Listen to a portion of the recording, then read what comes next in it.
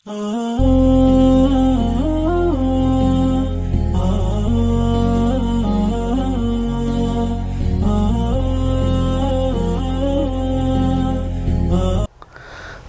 علیکم ورحمۃ اللہ وبرکاتہ۔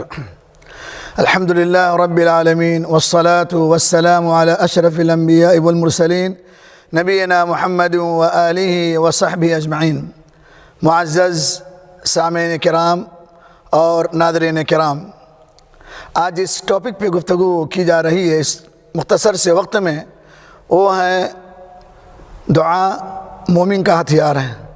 دعا ایک اہم ترین عبادت ہے، بلکہ عبادت کا مغز و خلاصہ ہے۔ اس کی طرف توجہ دلانا اور اس کا اہتمام کرنا ہر بندے مومن کے لیے لازمی اور ضروری ہے۔ دعا سے انسان اللہ کا مقرب بندہ بن جاتا ہے، اور دعا ایسا ہتھیار ہے جس سے تقدیر بدل جاتی ہے، اور دعا سے انسان کا ہر مشکل کام آسان ہو جاتا ہے۔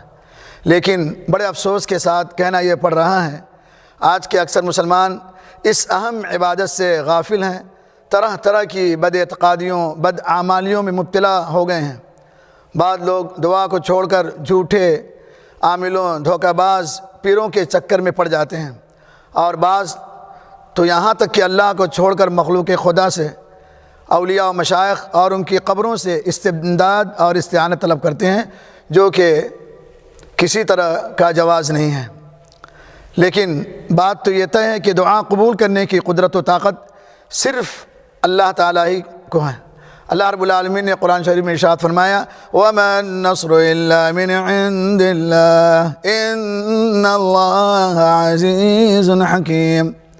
نہ کسی نبی کو یہ اختیار حاصل رہا اور نہ ہی کسی مخلوق کو، جیسا کہ رسول اللہ صلی اللہ علیہ وسلم نے ارشاد فرمایا، لِيَسْأَلَ أَحَدُكُمْ رَبَّهُ حَاجَتَهُ حتى يسأله الملح وحتى يسأله شسع نعله إذا انقطع۔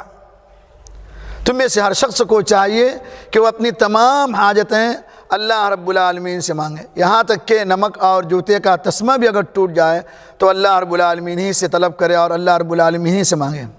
اللہ کے نزدیک دعا سے افضل کوئی چیز نہیں۔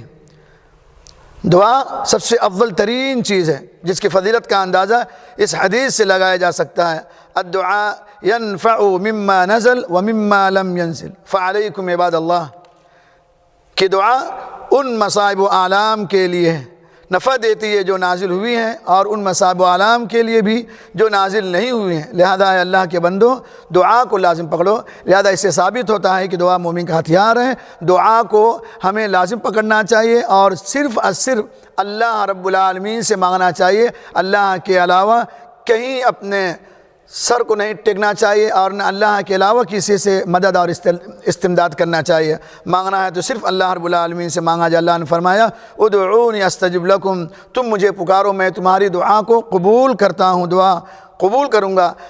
کسی عربی شاعر نے کیا خوب کہا، اللہ یغضب ان ترکت سؤالہ وبنی آدم حین یسأل یغضب، کہ اللہ رب العالمین سے جب نہیں مانگا جاتا ہے تو اللہ رب العالمین غصہ ہوتا ہے، اور بنی آدم کی صفت یہ ہے کہ جب اس سے مانگا جاتا ہے تو بنی آدم غصہ ہوتا ہے۔ لہذا ہم جو آدمی غصہ ہوتا ہے اس کو چھوڑ کر اس اللہ رب العالمین کو، جو ہمارا خالق ہے، مالک ہے، رازق ہے، اور رحیم و کریم ہے، اور جس نے وعدہ کیا ہے، ہم اس اللہ رب العالمین کو پکاریں اور اس پیغام کو عام کریں کہ ہم اپنی تمام بد عقیدگیوں سے توبہ کریں، اور اس اللہ رب العالمین کی طرف رجوع ہوں، جو اللہ رب العالمین ہماری پکار کو سننے کا وعدہ کیا ہے اور ہماری دعا کو قبول کرنے کا وعدہ کیا ہے۔ اللہ رب العالمین سے دعا کرتے ہیں، اللہ رب العالمین ہمیں ہر پریشان و مصیبت و آلام میں اپنی طرف رجوع کرنے اور دعا کی اہمیت کو سمجھنے کی ہمیں توفیق عطا فرمائے۔